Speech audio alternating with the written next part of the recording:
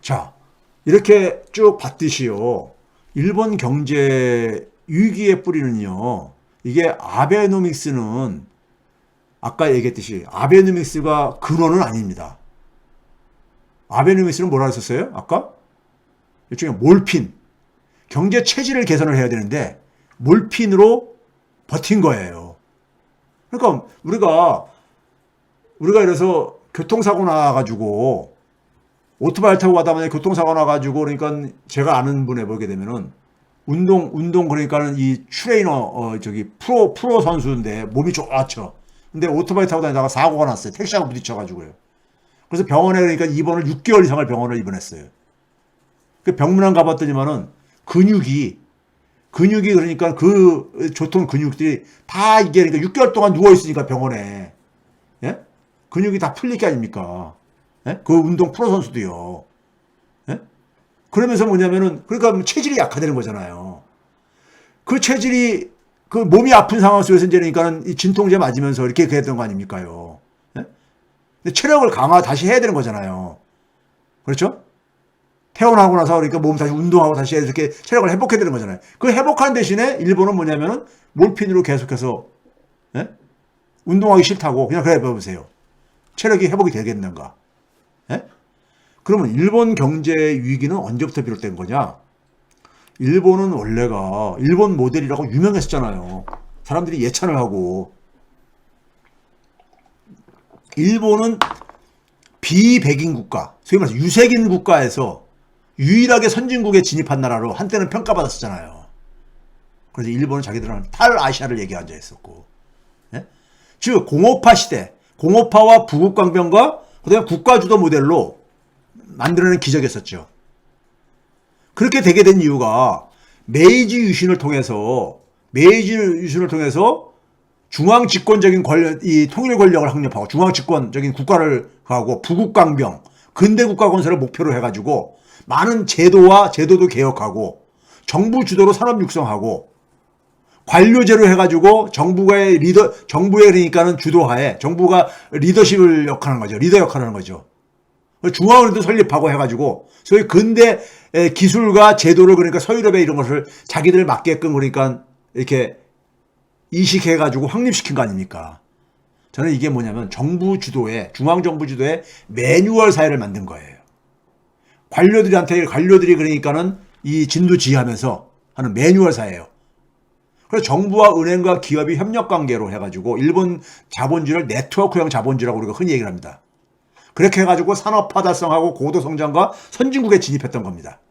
그런데 이게 뭐냐면 1970년대 초에 정점에 도달하고 난 다음에 이중적인 충격을 받습니다. 하나는 뭐냐면 국제통화 시스템이 급변합니다. 소위 변동환율제로 돌아가고 자본시장 개방 막 이런 것들이 일어나면서요. 그 다음에 일본은 제조업을 중심으로 경제 성장한 나라인데 탈공업화가 진행됩니다. 이중 충격이 일어나죠. 여기에 대해 이때부터 대응을 제대로 못합니다. 이때부터 일본은 뭘로 하냐면 돈을 푸는 방식으로 대응을 합니다. 80년대 그걸 돈을 푸는 방식으로 대응을 하다 보니까는 이게 주식과 부동산의 버블을 형성했죠. 그리고 뒤늦은 금리 인상이 버블을 붕괴시키게 되고 그 버블 붕괴되는 과정 속에서 온 경기 침체를 또 돈 풀어가지고 대응을 했죠. 그래서 수많은 좀비 기업들을 양산했죠. 그게 잃어버린 10년을 만든 겁니다.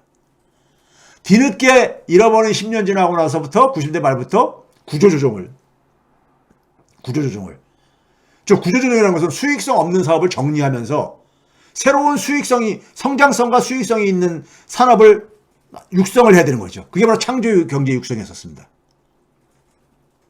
그리고 통화 완화도 또 이제 한편 계속 지원을 했죠. 일본이 양적 완화를 2000년대 초에도 한 번 했었습니다. 세계에서 가장 먼저 한 나라입니다. 미국보다 먼저 한 나라죠. 그런데 이 구조조정이 실패합니다. 특히 창조경제 육성이 처참하게 실패하면서 잃어버린 20년이 된 거예요. 그럼 제가 앞에서 얘기했듯이 그래서 민주당 정부가 정권을 뺏긴 거예요. 예? 정권을 뺏긴 겁니다. 민심이 이반대해지면서요. 무능하다고 해가지고요. 그래서 자민당이 정권을 재탈환한 겁니다. 아베가 집권한 거죠. 그럼 아베가 해야 될 일은 구조조정 실패의 원인을 그러니까 이거 목표는 그러니까는 올바랐던 거예요. 그러면 이 실패의 원인을 제대로 진단하고 이거를 그러니까 제대로 그러니까는 구조조정하도록 했어야 되는 거잖아요. 근데 그것보다도 아베가 선택한 것은 뭐였었느냐?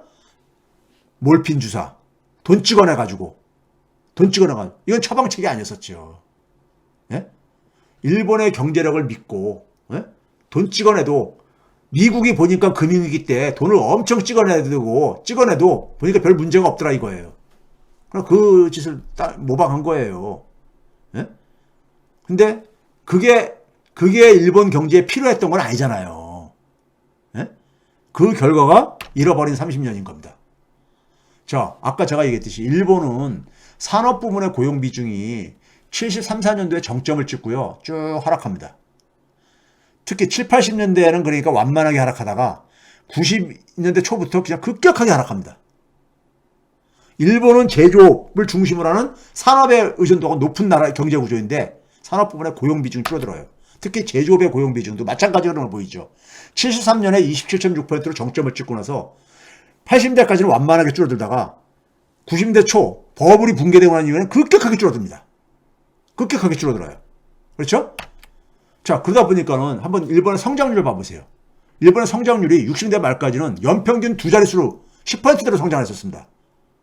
고성장이죠.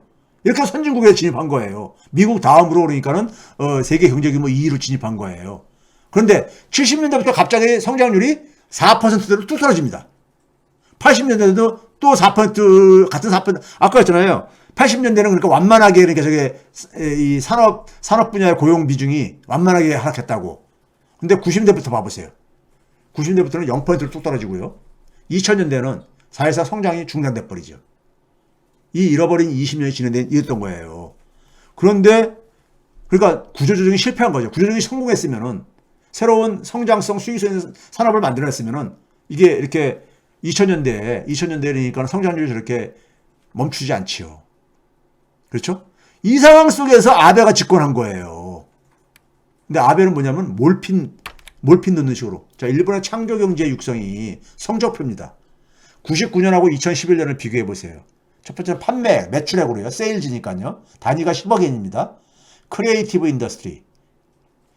모든 산업을 보게 되면 7.8%가 올랐어요. 1999년 대비 2011년에요. 창조 산업만 보게 되면 마이너스 14.3%잖아요. 제조업 관련 창조 산업은 마이너스 45.6%잖아요. 창조 산업 육성이 매출액 기준으로 봤을 때 처참하게 실패한 게 확인되시죠. 자, 고용 단위가 1000명입니다.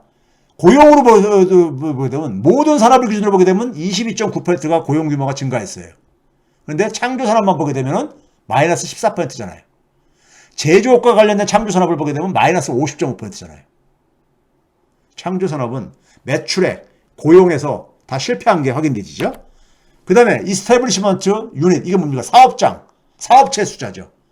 사업체 숫자도 모든 산업을 보게 되면 6.5%가 증가했는데 창조 산업, 크리에이티브 인더스트리만 보게 되면 마이너스 26.9% 줄어든 거예요. 사업체 숫자가. 제조업과 관련된 창조 산업은 마이너스 50.3% 줄어든 거예요. 그래서 2010년이 그러니까는 이 산업 구조조정이 실패하다 보니까는 잃어버린 20년이 된 거예요. 잃어버린 20년이. 예? 산업 구조조정에 처참하게 실패한 거예요. 그래서 민주당 정부가 정권을 뺏을 수 있었는데 민주당 정권이 3년 동안에 굉장히 무능함을 보이면서 거기다가 동북부 지방에 지진도 나고 막 이렇게도 나고 하면서 민심이 흉흉해지면서 그러면서 아베 정권이 들어서게 된 겁니다. 아베 정권이 들어선 거예요. 그러면 일본의 선택지는 뭐냐? 일본은 지금 뭐냐면요. 자, 공업화 시대, 산업화 시대에 그러니까는 어떤 경제 기적을 만들었던 나라인 거예요. 그게 바로 뭐냐면 1차 메이지 유신을 통해서 근대 국가 부국 강병을 해가지고 만든 거죠. 예? 소위 말해서 일본 모델을 만든 거잖아요. 그런데 그 산업화 시기가 막을 내리면서 소위 말해서 새로운 경제 생태계로의 전환을 그러니까는 요구받았던 거예요. 이 새로운 생태계는 과거에 그러니까 일본의 1차 메이지 유신으로 만들었던 그 사회 제도 시스템 가지고는 안 맞는 거죠, 이게. 매뉴얼 사회 가지고는 안 되는 거죠. 창조 경제는 매뉴얼 사회하고는 정반대잖아요. 창조 경제는 사람들이 창조적인 역량이 필요한 거잖아요. 매뉴얼 사회는 뭐예요? 완전히 그러니까 우리가 정해진 답을 가지고 하는 거잖아요. 기존에. 그래서 제가 오래전부터 했습니다. 제 책에다가도 일본은 2차 메이지 유신이 필요하다. 예? 이 얘기를 했었어요. 그런데 일본은 뭐냐면 아시아 패권국에 대해 지위를 지금 자신 자존심인 거야. 미국 다음으로 세계 경제 규모 2위 국가인데 2010년도부터는 지금 뭐냐면 중국한테도 밀렸단 말이에요. 자, 봐보세요. 일본이 아베가 왜 저렇게 됐냐면요. 2010년도에 중국한테 GDP에서 밀리기 시작합니다. 중국이 2010년도부터 그러니까 2009년까지는 미국, 일본 다음으로 중국이었었어요. 근데 2010년에 중국이 일본을 추월합니다. GDP에서요. 중국이 2010년도에 6조 달러, 일본이 5.7조 달러 해서 추월을 해요. 그러면서 그해 무슨 일이 있었습니까? 2010년 9월 달에 센카쿠 분쟁이 있었죠. 중국말로 다오이다오. 예? 조도에서 분쟁이 있었잖아요. 어선충돌가 이런 거 하면서. 그러면서 소위 말해서 그 히토류 이 보복도 있었구나 했잖아요. 그때 일본이 외교적인 완패를 당하죠. 굴욕적인 사건이죠. 그러니까 아베 정권이 이런 상황 속에서 민주당 정부가 그러니까 소위 말해서 아시아 중시 얘기를 하면서 했는데 중국한테 이렇게 이제 밀리기 시작한 거예요. 2010년경부터요. 완전히. 그러다 보니까 아베가 뭐라고 했냐면은 자기 중국한테 밀리면서 이제 그러니까 아시아에서 그러니까 소위 말해서 2위 국가로 밀리는 거 아니에요. 네? 세계에서 2위로 밀릴 뿐만 아니라 아시아에서도 2위로 밀리는 거잖아요. 그 상황 속에서 아베 정권이 선택한 건 뭐냐? 자기 혼자 힘으로는 그러니까 아시아에서 짱노릇 못하겠다 이거죠. 예? 그러니까 뭐냐? 그럼 아시아에서 짱노릇 하려면은 미국이 지금 중국을 그러니까 견제를 하기 시작했거든요. 금융위기 이후부터요. 오바마 정부 때부터요. 그러니까 미국도 중국을 압박하고 싶고, 중국이 추구하는 걸 막고 싶고, 그리고 일본은 뭐냐면은 중국을 그러니까 마찬가지로 그러니까는 성장하는 걸 막아가지고 자기가 다시 그러니까 동북아에서 계속해서 그러니까는 패권 국가, 짱 역할을 하고 싶은 거죠. 이 목표가 일치하면서 소위 말해서 미일 동맹 중심이 강화된 겁니다. 지금 일본은 미국의 힘을 빌려가지고 동북아에서 짱노릇 하겠다. 이거예요. 쉽게 얘기하면요. 예? 이 방향으로 전환한 거죠. 예? 그러니까 미국하고 일본의 이해관계가 일치를 한 거예요. 미일 동맹 이것은요. 예? 일본이 자기 혼자 독자적인 힘 가지고 이제 중국을 이길 수가 없는 상태가 돼버린 거예요. 예? 그런 상황 속에서 문제는 뭐냐면 최근에 앞에서 얘기했듯이 일본의 엔화 가치가 안전자산에서 지위까지 추락할 정도로까지 일본 경제가 지금 외통수로 몰리고 있는 거예요. 예? 궁지에 몰리고 있는 겁니다. 그런 상황 속에서 아베가 최근에 여러분들 뭐라 합니까? 일본판, 아베판 선제 공격론을 얘기하고 있죠. 예? 독자적인 선제 공격론을 얘기했죠. 그걸 위해서 방위비 증강, 자위대를 그러니까 헌법에다 명기하자. 그때 미국의 핵무기를 공유하자. 이거 뭐 윤석열 공약 비슷하잖아요. 예? 그리고 일본 국민들도 방위력 증강을 지지가 여론이 높아져 가고 있습니다. 예? 저는 이걸 보면서요, 무슨 생각이 드냐면은, 30년대 대공황에서 위기에 내몰린 일본이 만주사변을 일으킵니다. 만주 침략을 하죠. 그리고 2차 세계대전에 서막이 열리죠. 일본이 지금 이렇게 외통수로 몰리고 있는 거예요. 자기들의 선택지가 좁아지고 있는 거예요. 초조한 겁니다. 예? 이제는 뭐냐면 엔화 가치까지 안전자산 지위를 잃어버리고 있는 이런 상황까지 내몰리고 있는 거예요. 예? 거기다가 이게 금리 올라가게 되면 경제가 그러니까 지금까지보다 더 어려워질 것 같아. 금리 올라가게 되면은요. 예? 그러니까 완전히 그러니까 사면초가에 내몰리고 있는 거예요. 일본이요. 이런 상황 속에서 일본이 동북아 자기가 그러니까 패권국가 하겠다는 이런 거를 좀 욕심을 버려야 되는데 미국 힘을 빌려가지고 여전히 그러니까는 자기가 동북아에서 짱 하겠다고 하다 보니까 중국이 그걸 용납할 수 있어요? 중국이 용납할 수 있냐고요, 그걸요. 예? 당연히 그러니까는 일본은 뭐냐면 동북아에서 지금 뭐냐면은 하나의 사고뭉치로 부상하고 앉아 있는 거예요. 동북아 불안정의 요인이 되고 있는 거죠. 오히려 이럴 때일수록 체질 개선을 하고 내부적으로는 동북아 주변국하고 오히려 협력을 해가지고 파트너십, 서로가 협력 관계를 강화하고 이런 방향으로 가야 되는데, 그래서 서로가 플러스 싸움 게임을 만들어야 되는데, 예? 거꾸로 그러니까는 자기 저거에 그러니까는 자기 욕심을, 과욕을 버리지 않고 미국 힘에 이제 기대가지고, 예? 기대가지고 지금 계속해서 동북아에 그러니까는 어떤 이 지금 긴장을 지금 야기시키는 하나의 이런 존재로 부상하고 있는 거라고요. 예? 그럼 이 상황에서 뭘 원하겠습니까요? 한미일 동맹. 한국을 그러니까 미일 동맹에다가 연결시키고 싶겠죠. 그래가지고 뭐냐면 북한이나 중국을 선제 타격하겠다는 거예요, 지금요. 아베가 최근에 얘기한 게. 예? 윤석열이 선제 타격하는 거 똑같은 얘기를 하고 있어요, 지금요. 예? 그러면 중국은 쉽게 하지 못할 거고, 북한 같은 데를 먼저, 그럼 북한에서 가게 되면 한반도에 전쟁이 일어나는 거, 예? 과거에 30년 대구화 때 그러니까 만주 침략해가지고 했듯이, 한반도를 그러니까 저걸, 그리고 이 상황에서 한국이 일본하고 장단을 맞추고 앉아있으면은 한반도는 완전히 전쟁에 저걸 들어가는 거죠. 현재 상황을 다시 정리하면 이겁니다. 그동안 세계 질서의 핵심 플레이어가 미국이었었죠. 미국이 금융위기 이후에 경제 생태계 전환을 지체되고 있습니다. 제가 앞에서 많이들 얘기했듯이요. 소위 플랫폼 경제가 제대로 진행이 안 되고 있죠. 근데 불평등 해소가 안 돼주고 있죠.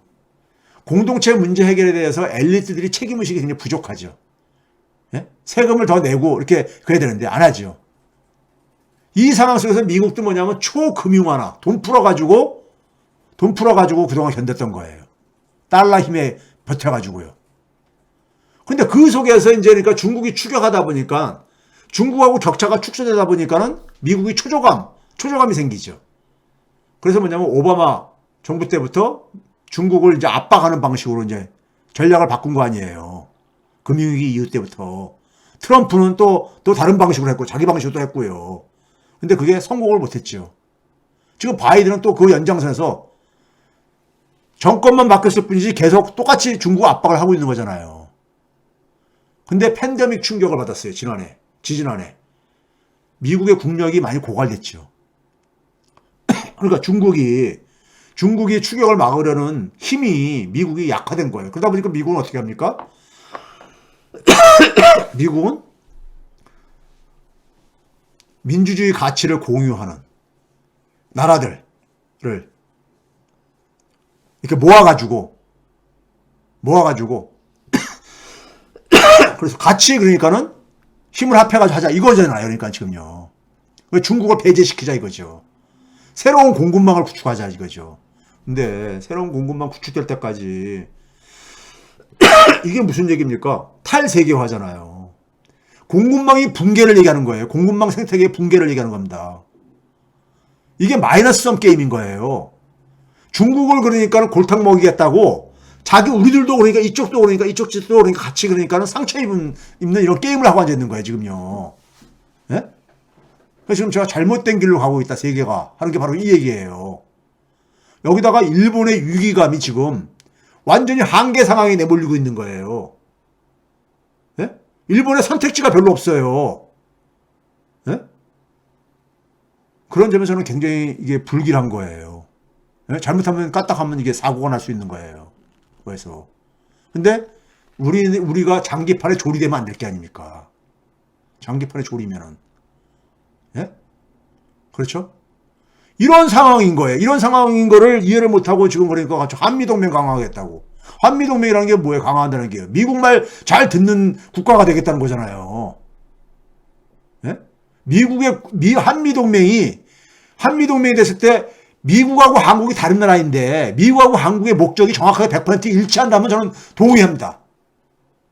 미국하고 한국의 이익이 100% 일치한다면은 한미동맹 강화하는 걸 저는 찬성을 해요. 그런데 다른 나라인데 어떻게 국가 이익이 100% 일치할 수 있어요? 미국의 이익되는 관점에서 한국이 그러니까는 도구로 전락할 수 있잖아요. 소모품으로요. 예? 그런 점에서 지금 동안 다극화가 되고 있는데 지금 미국이 중국과 러시아를 지금 그러니까는 제압을 못하고 있잖아요. 근데 우리가 미국 편에만 들어 쓴다고 하는 게 이게 그러니까는 지혜로운 이게 길이냐고요. 예? 우리가 미국 편 들어준다고 해서 중국을 제압할 수 있겠냐고요. 예?